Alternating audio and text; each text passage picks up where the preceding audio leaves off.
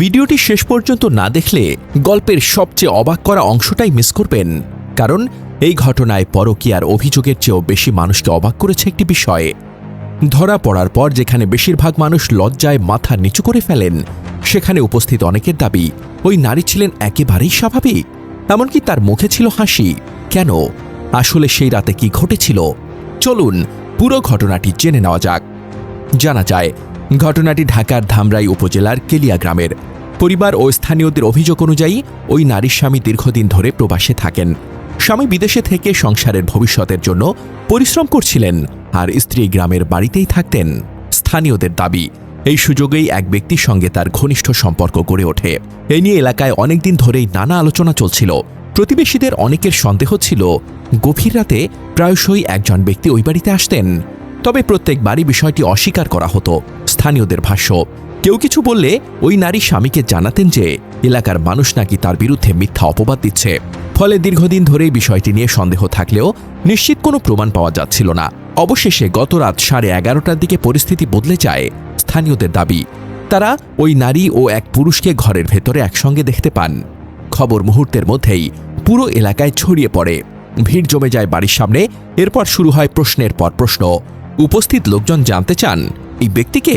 স্থানীয়দের দাবি, উত্তরে ওই নারী বলেন, তিনি আমার বন্ধু। অভিযুক্ত পুরুষও একই ধরনের বক্তব্য দেন। তবে ঘটনাটির আরেকটি দিক নিয়েই সবচেয়ে বেশি আলোচনা চলছে। ঘটনাস্থলে উপস্থিত অনেকের দাবি, পুরো সময়টাতেই ওই নারীর মুখে হাসি ছিল। তাকে বিচলিত বা অনুতপ্ত মনে হয়নি। এই আচরণই সামাজিক যোগাযোগ মাধ্যমে সবচেয়ে বেশি আলোচনার জন্ম দিয়েছে। এদিকে স্থানীয় সূত্রের দাবি, অভিযুক্ত পুরুষও বিবাহিত এবং 2 সন্তানের বাবা। তিনি একটি প্রতিষ্ঠানের হেল্পার হলেও নিজেকে উচ্চ পদস্থ কর্মকর্তা হিসেবে পরিচয় দিতেন বলে অভিযোগ রয়েছে। এছাড়া বিয়ের প্রতিশ্রুতি দিয়ে সম্পর্ক গড়ে তোলার অভিযোগও উঠেছে। তবে এসব অভিযোগের বিষয়ে সংশ্লিষ্ট ব্যক্তিদের বক্তব্য বা আদালতের চূড়ান্ত সিদ্ধান্ত এখনও প্রকাশিত হয়নি। স্থানীয়দের ভাষ্য অনুযায়ী ঘটনার পর 2 পরিবারের সদস্যরা বসে বিষয়টি নিয়ে আলোচনা করেন। পরে প্রবাসী স্বামীর সঙ্গে বিবাহ বিচ্ছেদের প্রক্রিয়া সম্পন্ন হয় বলে দাবি করা হয়েছে। একই সঙ্গে কাবিনের অর্থ, বিয়ের সময় দেওয়া আসবাবপত্র এবং অন্যান্য জিনিসপত্র ফিরিয়ে দিয়ে ওই নারীকে বাড়ি থেকে বিদায় করা হয় বলেও স্থানীয় সূত্রে জানা যায়। এই ঘটনার সত্যতা ও অভিযোগগুলোর বিষয়ে তদন্ত বা আইনি প্রক্রিয়া চলতে পারে।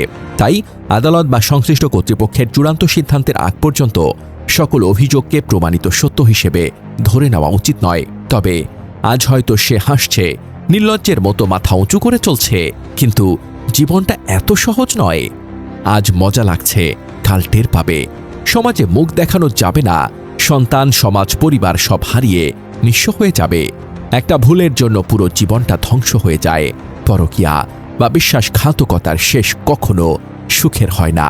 শুধু লজ্জা, অপমান আর একাকিত্ব থাকে। আর যারা এমন করছে তারা ভাবছে কেউ কিছু বলতে পারবে না, কিন্তু সত্য সামনে আসবেই। জীবনের এই কঠিন সত্যটা সবাই মনে রাখি।